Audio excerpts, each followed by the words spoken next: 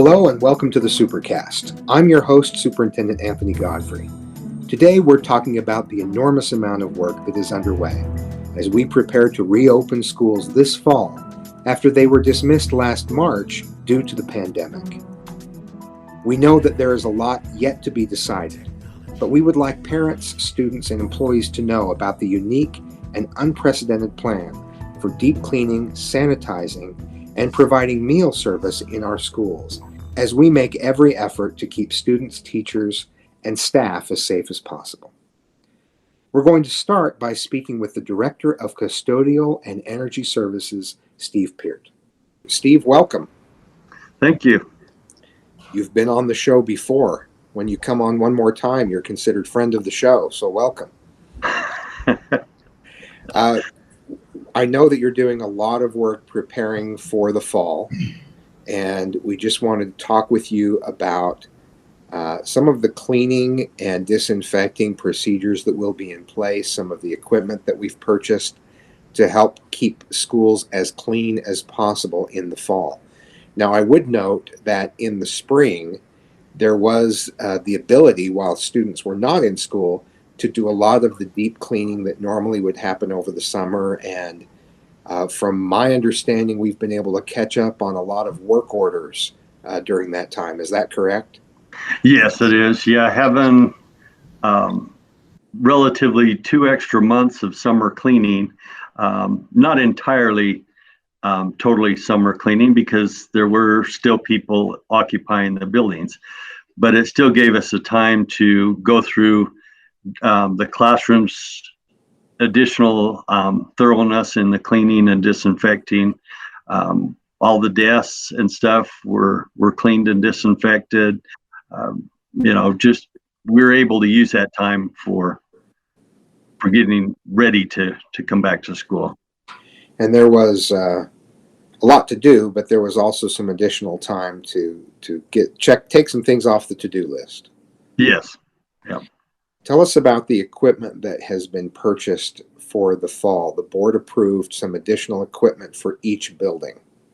Okay. We have purchased some sprayers that will enable us to go through and spray each area down.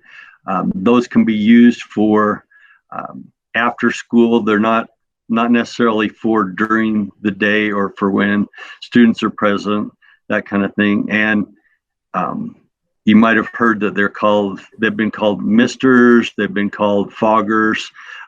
It's just a way of dispensing disinfectant and being able to get into areas that you couldn't normally get into with hand wiping things down. I was in a Zoom focus group meeting with 5th graders, and I described how we have a machine that uses fog to clean playground equipment because they wanted to be sure they were able to still go out to recess.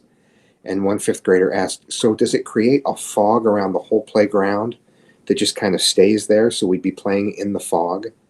And I explained to him that no, it just sends the cleaner around the surface.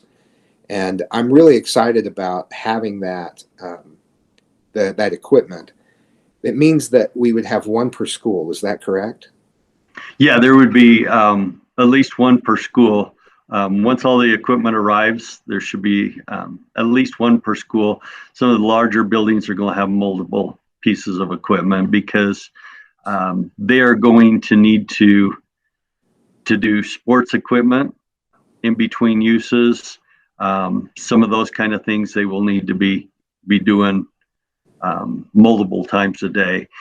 This will also enable a head custodian or somebody to go into a restroom, which in the past, the restrooms have been cleaned after school, cleaned and disinfected after school.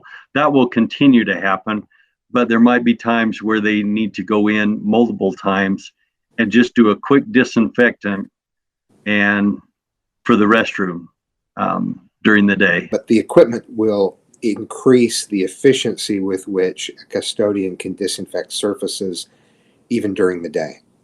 Yeah, an example of that is if you were to go down and completely wipe down a restroom with a rag and that, it might take you a half an hour, 45 minutes, depending on the size of the restroom, where if you go in and you spray, you can still cover the area in just a few minutes. Now, I understand that we are looking at using a disinfectant that you don't necessarily wipe away, but that you spray on and that stays on the surface and actually can last for quite a long time. We are in the process that particular disinfectant is in the process of getting an EPA number. Which that's a huge process that they have to go through to get certified by the EPA, saying that, and it'll be specific for dwell times, for how long, for what type of surfaces it's good for what type of viruses or bacteria that it's good for, and they're in the process of getting that, and that should be happening in the next week or so. Am I correct that this is supposed to last up to 30 days? That's what the company and the chemists are saying, that it will last up to 30 days. I'm hoping that the EPA comes out and agrees with them, because if that's the case, then that will also help. It would make surfaces a less hospitable environment for the virus to live. Yeah. Assuming that we get the EPA approval on this, kind of what our initial plan is to go through and mist all of the classrooms and the schools once a week for the first month, then every other week for the second month, and then we'll go to the once a month later on. I love that you're looking for additional ways to disinfect beyond the normal routine that we will continue to keep in place. Now, Steve, I've visited the warehouse. I've seen the tall shelves and the big boxes. We have lots of paper towels, lots of disinfectant, lots of supplies. Yes, yeah, we've ordered truckloads of those supplies. We're anticipating an accelerated use as people start to clean desks more often, as they wash their hands more. We're planning on going through additional paper towels and soap and that this year compared to a normal year. Now, you guys work very hard to be behind the scenes and not to disrupt what's going on during the day. So many people may not realize just how much cleaning is going on in a building. Yeah, the best time to clean is when people aren't in the building. So if we can come in after school and clean, we're not disrupting classes. It's hard to vacuum around a class. So you do that after, when nobody's around. Same with restrooms. The best time to clean is when people aren't around. And with the additional disinfecting and cleaning that will be going on during the day as well, they may see more of the custodian during the day, but it's just a good reminder that there's a lot going on behind the scenes that we may not be aware of. Yes. Now, the schedule we will be on in the fall was not designed around custodial services. It was designed around providing time for teachers to structure individual learning for students on Fridays. But without students in the building on Fridays, that does create some additional space for custodians to either catch up on some of the maintenance work that may need to be done, that they had to put off because of disinfecting that they did during the week when students are there. But at the very least, it allows some space for a deep clean and just for some other things to happen at a custodial level. Yeah, we're planning on using Fridays for, like you said, for maintenance, for doing a deep clean. One of the drawbacks of using a lot of disinfectant is it can have a buildup that becomes sticky. That needs to be removed so that we can start fresh for the next week. so that we don't end up with desks that have sticky disinfectant on them. And that's all stuff that we'll be doing on these Fridays. Great. Well, thanks for everything you're doing to prepare. I know you've been very hard at work, nonstop. Well, you're always hard at work, but especially ever since this started. And I just really appreciate your expertise and support in preparing our schools for the fall. Okay. Well, thank you. I appreciate that, and appreciate everything that the school administration's doing. Now, we wanted to talk with some custodians out in the field about what they're seeing and doing. We're speaking now with Mark Nelson, the head custodian for the building here at the district office. So Mark and I get to see each other on a regular basis, or we used to, much less so now with the soft dismissal. How are you doing, Mark? I'm doing great today. How about you, Superintendent? I'm doing great. Thanks for joining us here. We're still social distancing for this interview over Google Meet. Tell us, you have been a custodian in the district for how long? Well, if you count my sweeper years, I've been here. This is my 33rd year. So Cindy Lauper was topping the charts when you started with Jordan School District. Yes. Probably had her in my Walkman and as I did my route each night. Yes. Well, within your years of experience, have you ever seen anything like this from a cleaning and preparation standpoint? No, this is as intense as it gets, and we care about these kids. We love these kids. We love our staffs, their family, their friends, their neighbors. To be a custodian, you've got to care. I know you're also very aware of what's happening out in the schools because your staff helps out in schools when there's a shortage, when we need some additional coverage. Yes, yeah. So we're always doing what we can and borrowing staff. Tell me some of the things that you have seen that are being done to increase the level of cleaning and disinfecting that's happening in buildings. I think we do a great job. We train the same. Every school has the same training. All the things that we do in one building would be done the same in another building because of the training. But as COVID took over, we've had to up that. And here at the district office, I've always cleaned restrooms every 2 hours because we do not have enough restrooms for all the public and staff that come and use our restrooms. Well, now we're into checking them hourly to make sure things are getting done. Touch points are crazy. Anywhere you can think someone touches, if someone stands at your door, they're putting their hands on your door frame. We wash door frames. We hit the handles. We hit the drinking fountains, the front doors. It's almost like I could just prop them open and leave them open all day because that's just something we have to hit all day long. And that's something that many people may not realize, just how well a custodian gets to know their building and how familiar they become with those touch points. Mm-hmm. They know where it gets dirty. They know where people's hands are, and they're able to focus on those areas to be sure that they're disinfected well. Yeah. And then behind the scenes, we're changing filters more regularly. Jordan has an amazing HVAC staff. The guys over there have helped us with so many things, but we maintain a higher level of filtration on our HVAC units throughout our district. We're making sure those are changed more often. Over the last 32 years, I'll tell you, Custodial has gone from whatever you feel like cleaning and how you used to do it from learning from your grandmother or your mother or whoever to, no, there are best practices. It's a very structured environment we work in.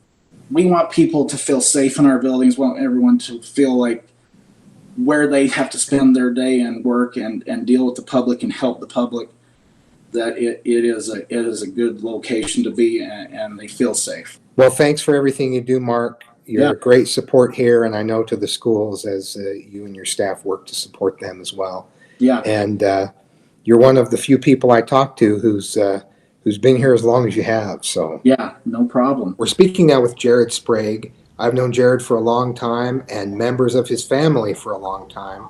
It seems his whole family works for Jordan School District and has for a long time. We have.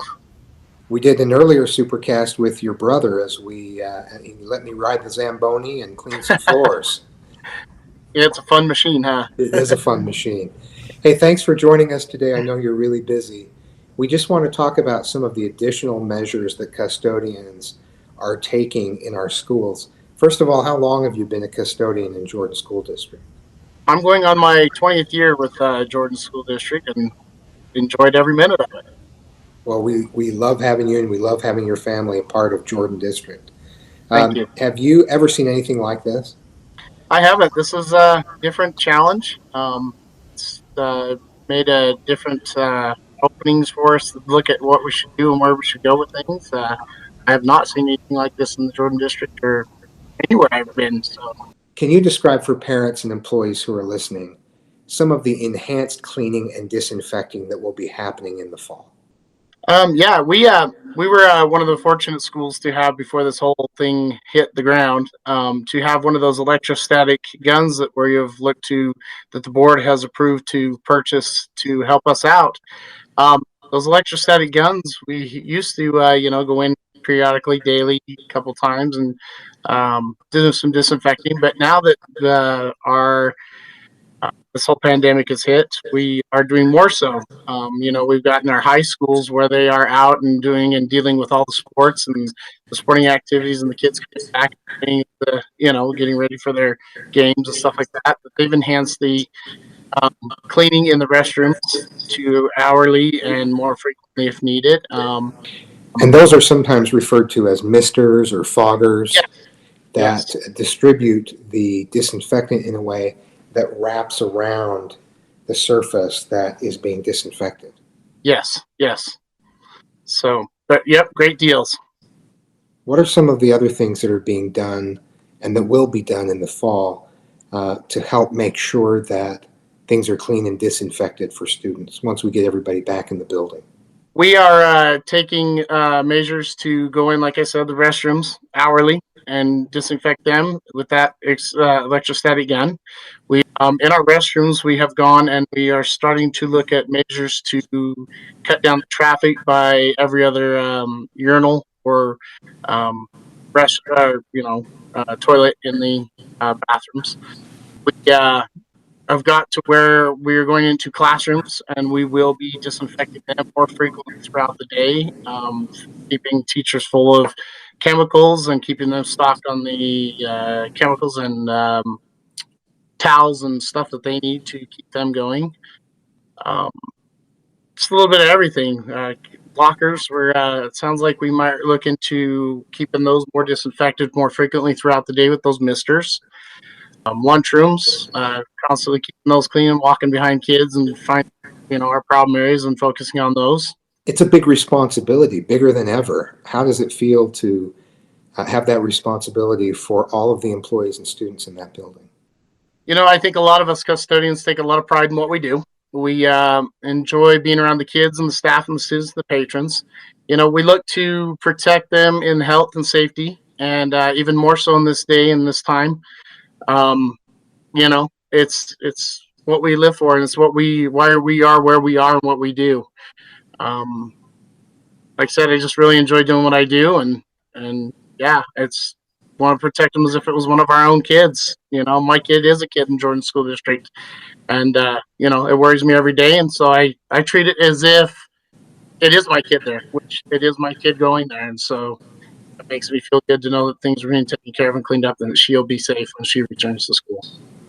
Well, I sincerely appreciate the efforts that you and custodians throughout the district are making, and I have a high level of confidence in your work and just how conscientious you are and how much you care about taking care of everybody in the building. Thank you. We're going to take a quick break, and when we come back, find out what meal service will look like in our schools this fall.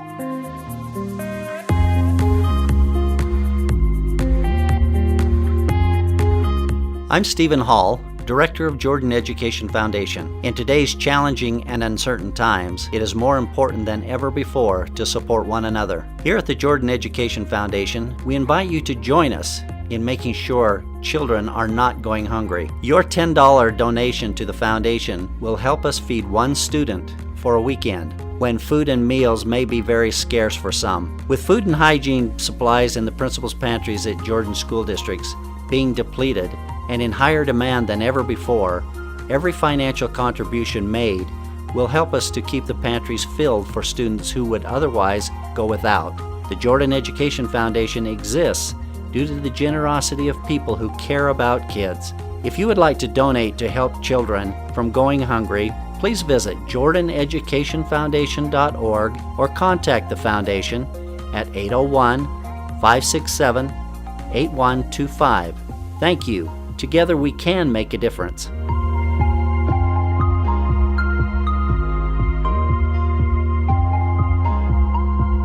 With us now on the Supercast, Jana Cruz, the Director of Nutrition Services. Jana, welcome. Thank you. I know a lot of people are asking questions about what things will look like in the fall. Can you tell us a little bit about some of the changes? I've read over your plan, and I know that you've thought through every detail, as usual, about what this will look like and what will need to be done to provide lunch safely and in a way that works for the conditions that we'll be working under in the fall. Yes. Our efforts will, of course, continue to ensure safe and healthy meals that meet the needs of our students. All of our meals we'll start up this year having all the meals be self-contained. So they'll also be grab and go. Breakfast in a sack. All the lunches will be in a self-contained styrofoam container with a closed lid. First and foremost, they'll be grab and go to ensure student safety. So all they have to do is pick up a meal, not touch anything else. And secondly, it will also free up some of our teams out in the schools so that those team members can be assisting in other ways. With assuring that students sanitize their hands as they enter lunch service lines and as they leave the cafeterias, helping assist with kind of the overall efficiency of the flow of lines, assist with some social distancing that will need to take place. And that's been a question for some people. How are you going to maintain social distancing and not have the line go a mile down the road? And that's part of it, is that we'll be able to move kids through more rapidly because of the way you've structured the meal distribution. Yes, we believe with the grab and go meals, it will be an extremely efficient process. So all the students will do is enter the line. The lines will be marked clearly with signs, social distancing markers on the floor. And then they'll just need to pick up a styrofoam container.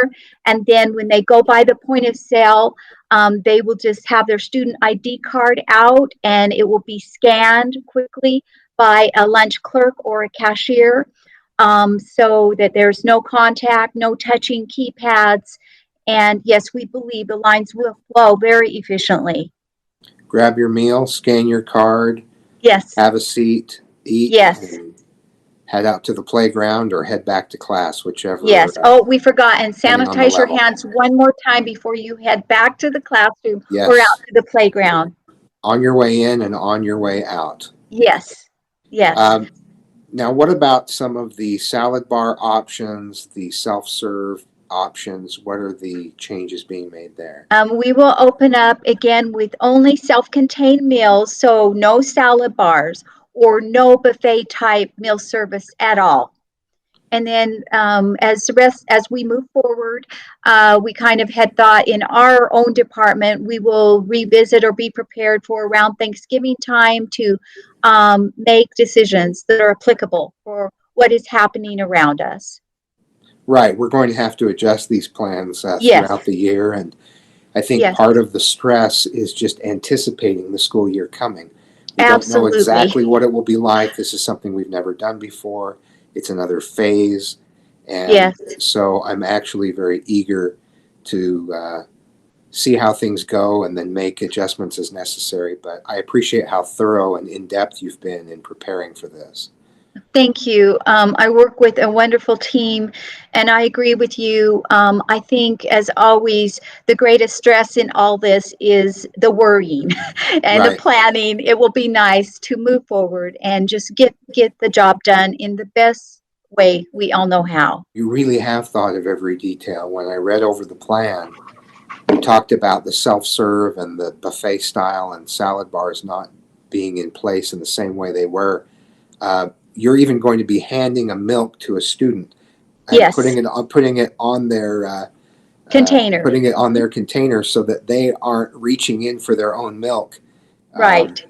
And what are the Right. milk choices, just for those listening who may not have had There's white school milk, lunch for a long time? and to start up, they'll just be white and chocolate. We'll probably take strawberry off the menu just to kind of streamline things a little, knowing that it will go back on the menu as soon as we can reasonably do that.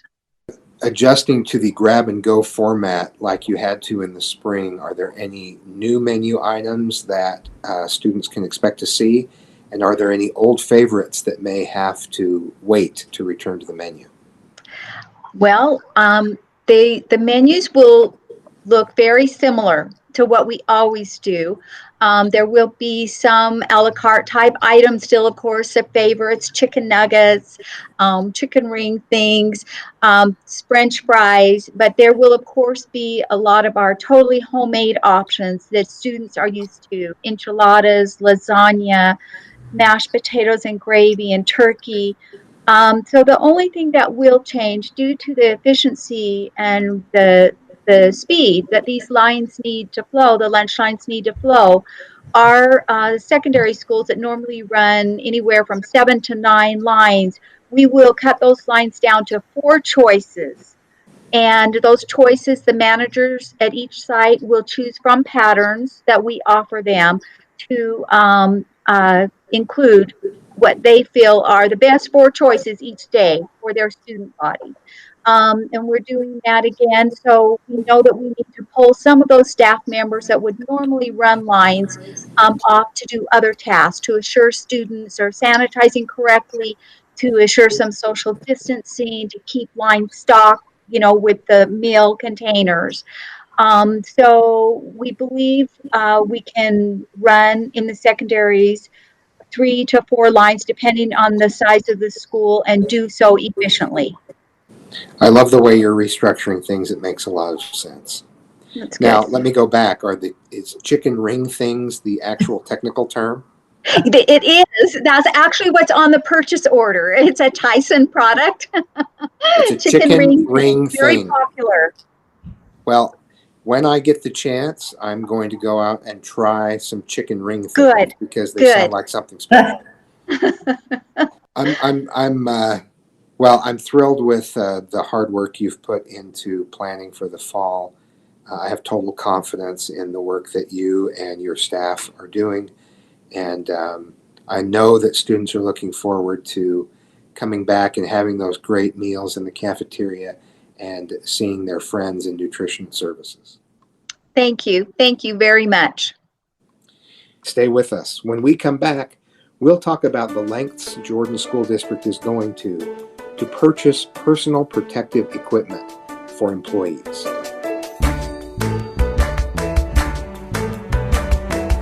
Do you want to know what's going on in Jordan School District? Get updates on the latest information that could impact you and your child. Or just find an uplifting story about the good things happening in schools throughout the district. Check out our website at jordandistrict.org or follow us on Facebook and Twitter at Jordan District. Let's connect. On this segment of the Supercast, we're happy to welcome Peart, our Director of Purchasing. Peart, thanks for joining us. My pleasure. Good to be here. We're buying a lot of personal protective equipment for employees to get ready for the fall, and Peart, as Director of Purchasing, you have been at the center of that. Tell us about some of the things that have been purchased. All of this, of course, under board direction because of the volume that we're buying.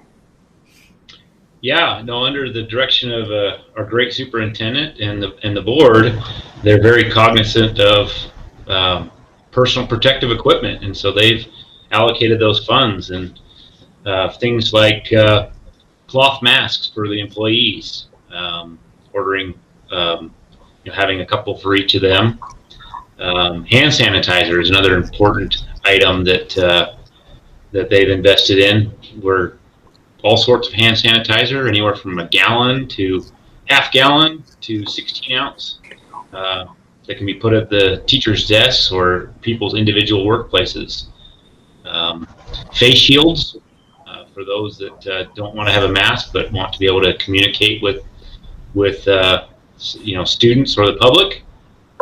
Plexiglass shields, both portable and hanging, have been authorized. So we've been looking into those different options and learning a lot about the difference between polypropylene, plexiglass, and other types of plastic materials. So it's been a learning experience for all of us here in purchasing for a lot of those items. Now, I do want to get in a little bit so that people understand the process. We are starting off with a gallon of hand sanitizer in every office and every classroom. What were some of the specs that you used to determine what hand sanitizer you would purchase? Yeah, the CDC has a requirement, and I think maybe it's even the FDA, but the health departments require a 70% alcohol or an isopropyl alcohol content, or a 60% minimum of ethanol alcohol. And that's part of the requirements. And so all of the requirements we had to meet those minimum requirements. We also didn't want to have any perfumed or scented hand sanitizer. Now, how many gallons have we ordered? The board authorized us to do 5,000 gallons. So that would cover almost every classroom, office space, and with a little bit left over. Okay. So we'll cover every classroom, every office space, and we have some other sizes that will be available. Now, the plexiglass, there are two different types of plexiglass that we're ordering. Tell us about those two different types. Yeah, there's the 4 foot by 4 foot plexiglass sheets that are intended to hang from the ceiling tiles. Those are intended for office spaces and teachers' desks. That was given, an option. The teacher has that option of something like that is stationary and in place versus a 3-sided and molded about 30 inches by 34 inch and then 8.5 or 6.5 inch sides that are molded that sit onto a desk that can be moved from place to place pretty easily and gives them a little more flexibility, but offers them enough protection that they can work with the student one-on-one if they need to. And these are the type of plexiglass structures that you might see sitting on the counter at a doctor or dentist's office or at a retail outlet. Exactly, yeah.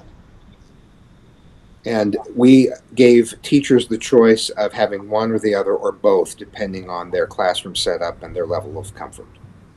Yep, and so we've ordered accordingly to whatever that came back from the teachers and the schools and what they needed. So we have quite a few of each, and actually the molded ones were more popular than the hanging sheets, which surprised me. And it gives some flexibility. People can move that around the classroom as needed, and aides can use that when they're working with students. So, and then the face shields allow for some flexibility. There's instruction, particularly in the younger grades, but throughout school, when it's important to be able to see a teacher's mouth and see how they're mouthing out words and sounding things out. So the face shield will allow some flexibility there. That's correct. Well, thanks for the thorough process, getting the best value and the best products out there and in very large quantities. So thanks for all your work, Kurt. Oh, you're welcome. Thank you. Thank you for joining us on the Supercast. Remember, education is the most important thing you will do today. We'll see you out there.